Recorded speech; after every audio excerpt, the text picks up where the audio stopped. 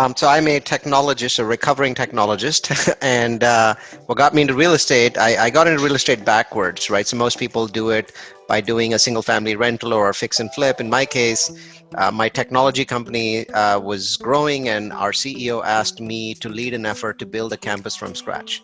And so this was a $6 million campus, custom built, and I was terrified because I told him, look, I haven't even rehabbed my own room, or much less my own home, and you want me to build a $6 million campus? He's like, no, I know a lot. I'll help you. And he did know a lot, but we made a bunch of mistakes, and it was a very hairy experience of running a company for a year and then building a campus at the same exact time. So both a nerve-wracking experience and also a great learning experience. And so that got me addicted to real estate. That was in 2003, 2004. Because we were a technology university. So we were building a campus with classrooms and lecture rooms and, projectors and all those kinds of things, whiteboards, all of that stuff. Very custom, very, very custom, and with lots of challenges because it was high occupancy and the fire department isn't like that. I'm Indian, from Mumbai, came to the US in 1997. Only ever worked at one technology company. They hired me in 1997, and we had a wonderful run until 2013 when we sold the company. By that time, I was a partner in the business, so we sold that company. So 16 years in tech, and then all done. I mean, to me, real estate has always represented a way for me to have a higher quality of life. And for the first 10 or 12 years that I was doing real estate, I was still in technology and just using it to improve my net worth and improve my cash flow situation. And then beyond 2013, it was just all at a professional level. It was an office campus. It was a university campus where students would come in and take education. They weren't living there, but it was a phenomenal learning experience. And so I'm somewhat of a unique, our company is unique in the syndication business because most syndicators are not developers. They buy existing properties and they improve them, right? Some of them do heavy lifts, but they're still not building them from scratch.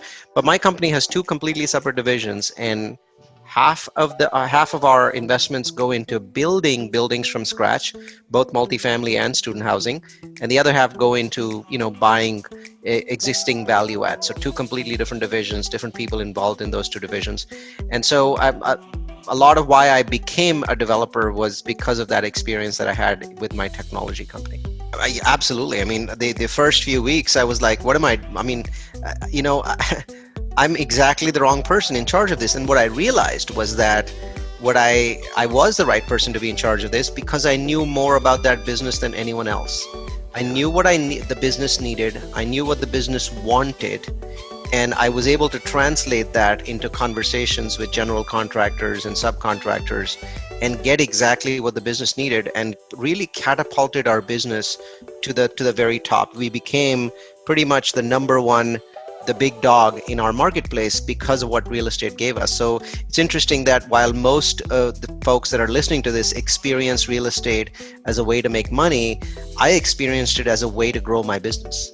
He was my mentor and my boss, right? So he was a CEO, I was chief operations officer, and he basically said, look, chief operations officer, the word operations implies anything that has to do with operating a business.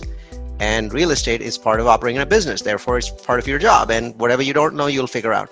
So as I said, terrifying, but also an incredible learning experience. I just don't think that anybody would ever let me learn on their dime for a $6 million project, right? And that was not leveraged. That was $6 million cash, right? So we did not take a loan for that. The company had money sitting in the bank, so we just spent the company's money. And so it was a very large project. And,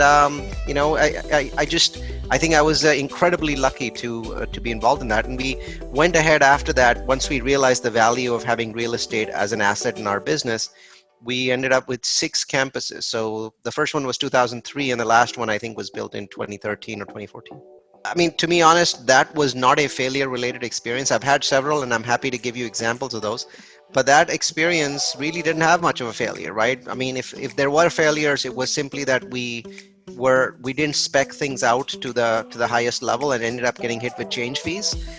But for a $6 million campus, I think paying $50,000 or $100,000 in change fees wasn't a big deal. It was all within our budget. So that was just a very positive experience. I have to say that I have learned more from negative experiences than I have from positive ones, and I'm happy to share those with you if you feel that that's beneficial to your viewers.